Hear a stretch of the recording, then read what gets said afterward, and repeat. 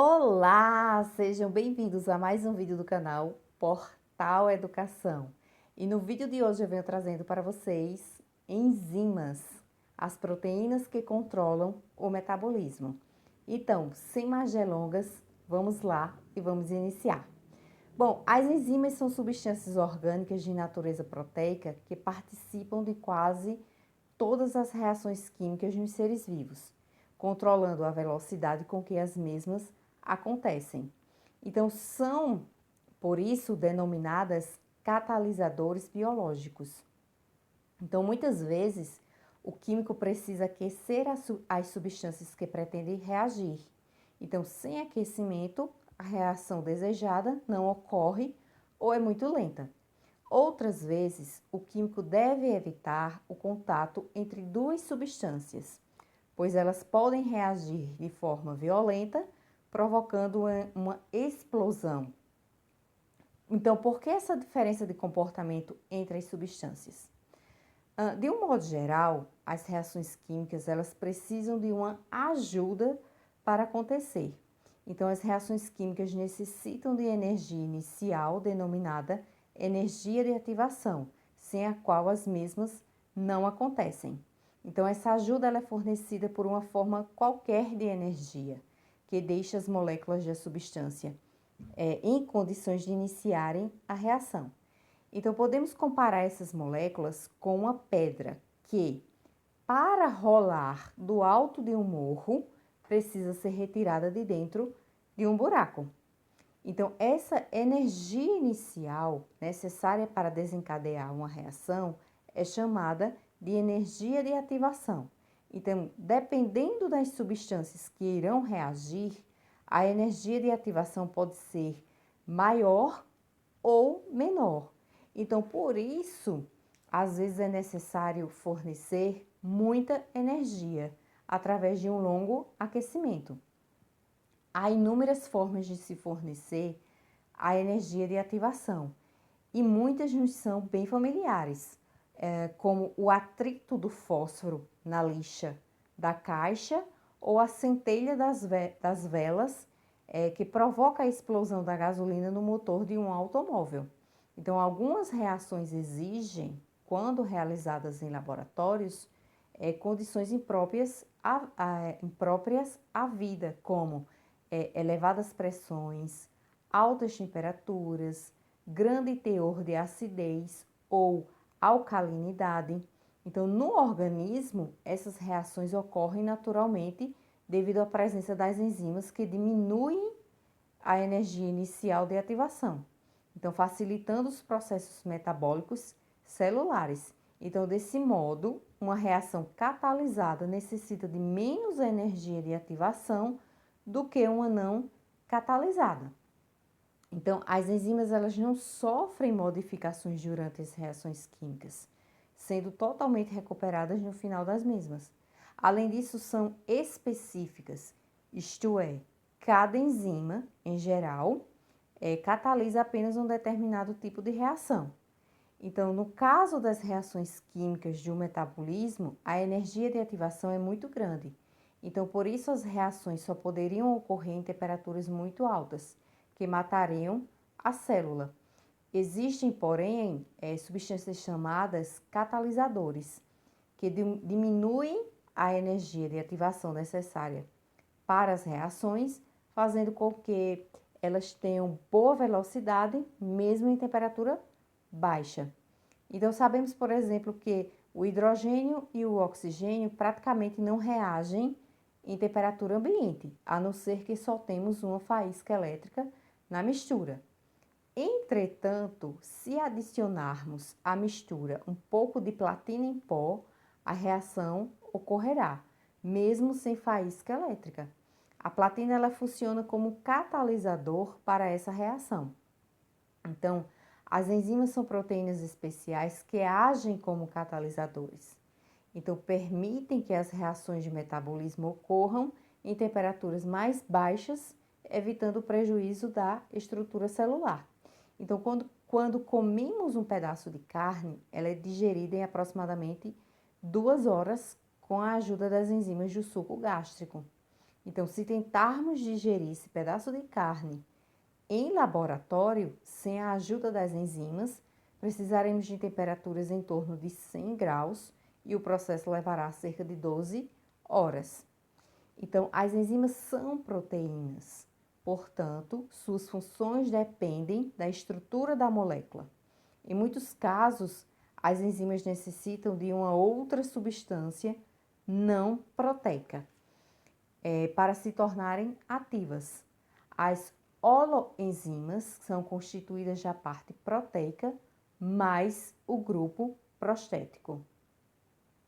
Então, a enzima é uma proteína globular do tipo novelo, possuindo, portanto, uma forma especial ou perfil característico. Em seu estado completo e ativo, denomina-se holoenzima e está associada a uma substância química não proteica. Então, por isso é classificada como proteína conjugada. A parte proteica da enzima é chamada apoenzima e a parte não proteica, coenzima ou radical prostético. Então, uma determinada região do perfil da enzima, o centro ativo ou sítio ativo, possui um formato capaz de se encaixar nos reagentes da reação, os substratos. Então, quando a enzima se encaixa nos reagentes, ela é capaz de alterar a estrutura dessas moléculas, enfraquecendo certas ligações. Então, isso torna a reação mais fácil, diminuindo a energia de ativação. Então, no final da reação, a molécula de enzima se separa do produto e essa mesma molécula pode repetir o processo com novos reagentes. Assim, podemos compreender por que é suficiente uma pequena concentração de moléculas de enzima para que a reação aconteça. Então, durante os processos metabólicos, as enzimas, através de uma região chamada centro ativo, entram em contato íntimo com as substâncias reagentes, formando o complexo enzima-substrato. Em seguida, o estado energético da molécula de substrato é alterado, havendo liberação do produto e liberação da enzima. Então, a ação enzimática pode ser comparada ao complexo chave-fechadura. A chave representa a enzima e a parte dentada corresponde ao centro ativo. A fechadura é o substrato. Então, o encaixe da chave na fechadura corresponde ao complexo enzima-substrato. Então, depois de aberta a fechadura, a chave pode ser reutilizada como acontece com a enzima. A fechadura aberta corresponde ao produto. Então, a chave pode ser utilizada novamente para trancar a fechadura. A enzima ela é capaz de unir dois substratos, originando um novo produto. A ação enzimática é, portanto, um processo reversível. Então, o que podemos concluir? Podemos concluir que uma enzima só catalisa reações cujos reagentes tenham forma complementar à sua, pois só assim pode ocorrer o encaixe entre ela e o substrato. E é por isso que as enzimas são específicas, isto é, cada tipo de enzima serve apenas para determinado tipo de reação. Dizemos que a enzima está para o substrato, assim como uma chave está para uma fechadura. Mas, da mesma maneira que uma chave é capaz de abrir fechaduras parecidas, uma enzima é capaz de ajudar a reação de substratos semelhantes, contando que eles realizem o mesmo tipo de reação. A explicação moderna para essa flexibilidade é dada pela capacidade que possui o substrato de modificar um pouco a forma do centro ativo, possibilitando o encaixe. Então, a sequência de aminoácidos determina o perfil da enzima e essa sequência depende de um controle genético. Então, podemos dizer que os genes determinam os tipos de enzima que serão fabricados e, consequentemente, os tipos possíveis de reações. Os genes determinam, finalmente, todo o metabolismo. Então, vários fatores influem na atividade de uma enzima, como sua concentração, a concentração do substrato, a temperatura e o grau de acidez da solução.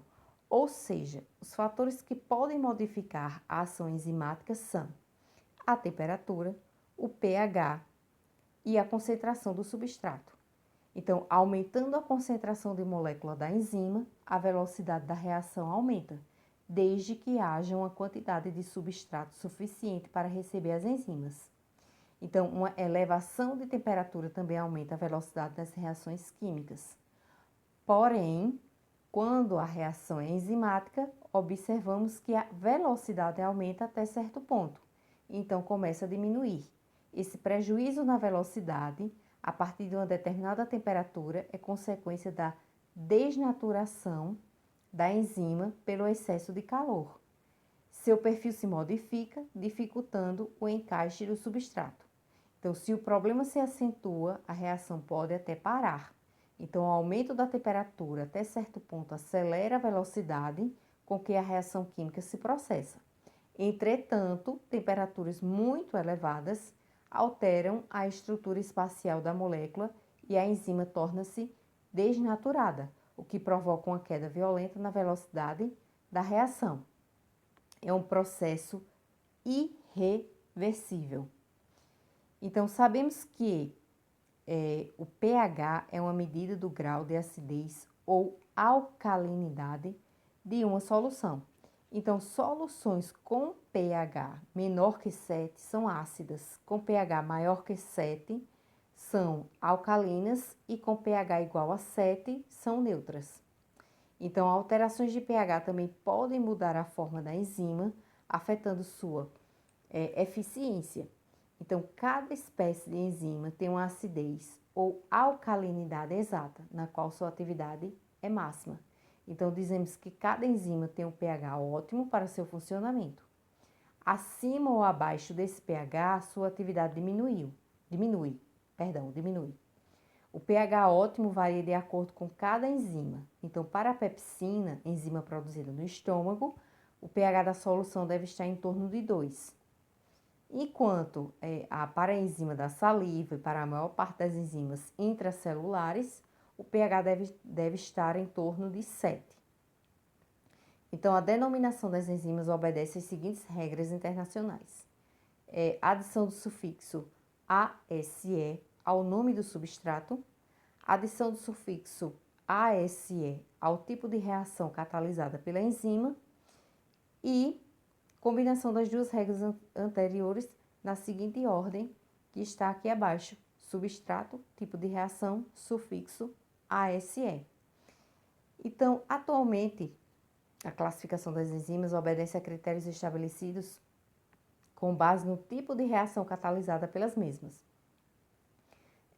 Oxirredutases, que enzimas que catalisam reações de oxirredução, transferases, hidrolases, isomerases, ligases, todas essas que estão aí bem explicadinhas e com o esqueminha aí todo bonitinho para vocês. Os ativadores de enzimas. As enzimas, por serem de natureza proteica, são produzidas no interior das células. Entretanto, algumas exercem suas atividades fora das células que as produziam. Então, essas enzimas são chamadas exoenzimas, como, por exemplo, podem ser citadas as enzimas que participam do processo digestivo. Quando as enzimas atuam dentro da própria célula, são chamadas de endoenzimas. Após serem sintetizadas, algumas enzimas permanecem inativas, sendo incapazes de realizar suas funções biológicas. A esse grupo de enzimas denominamos zimogênio. O zimogênio caracteriza-se por apresentar o prefixo PRO ou sufixo gênio. As enzimas inativas necessitam de outras substâncias para se tornarem ativas. A substância que torna uma enzima ativa é denominada coenzima ou cofator. Cofator, que é um íon metálico, e a coenzima, que é uma molécula orgânica. Então, um exemplo bem característico de ativação de enzima ocorre durante a coagulação do sangue. Então, desse processo participam, além de vários coagulantes, Durante uma lesão, as plaquetas elas liberam a enzima ativa, a tromboplastina. Então, a tromboplastina, ela age sobre uma enzima inativa existente no plasma, a perdão, gente, quase não sai. A protrombina, tornando-a ativa. Então, esta, por sua vez, atua sobre o fibrinogênio, que se torna ativo e possibilita a coagulação do sangue. E os inibidores de enzimas. A ação enzimática pode ser temporária ou permanentemente inibida por algumas substâncias. Há dois tipos de inibição, a competitiva e a não competitiva. Na inibição competitiva, é determinada por uma substância cuja molécula é estruturalmente semelhante à da molécula do substrato. Então, a ação enzimática depende do encaixe perfeito entre o centro ativo da enzima e a molécula de substrato. Então, durante uma inibição competitiva, a substância inibidora se instala no centro ativo da enzima, impedindo a associação desta com o substrato e, portanto, bloqueando sua ação temporariamente. A inibição não competitiva é uma associação permanente entre a enzima e o inibidor. Então, nesse caso, as enzimas perdem a sua função biológica de uma maneira definitiva. Então, existe um tipo de inibição em que a substância inibidora se associa à enzima no local diferente do seu centro ativo. Então, essa inibição é denominada transição alostérica. Então, no caso da inibição alostérica, a enzima é bloqueada temporariamente. Então, certas bactérias fabricam uma vitamina, o ácido fólico, a partir de uma substância chamada PABA. Então, a reação é catalisada por uma enzima bacteriana. Então, essas bactérias podem provocar infecções. Então, quando isso ocorre, a pessoa doente deve tomar um medicamento chamado sulfa, que penetra na bactéria. Então, a molécula de sulfa é semelhante à do PABA.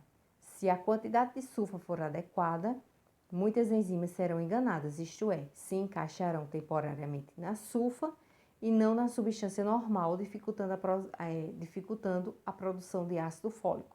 Então, a deficiência dessa vitamina impede a reprodução do micróbio e a infecção é controlada. Então, a célula possui mecanismos de controle que impedem a produção excessiva de certas substâncias. Um desses mecanismos entra em ação quando a substância produzida é capaz de inibir uma das enzimas responsáveis por sua própria produção. Certo, gente? Então, o vídeo de hoje foi esse. Eu espero que vocês tenham gostado. Se vocês gostaram, não deixe de deixar seu like, escrever um comentário e o mais importante de tudo, não deixem de se inscrever no canal para não perderem os próximos vídeos. Um forte abraço, bons estudos, até o próximo vídeo!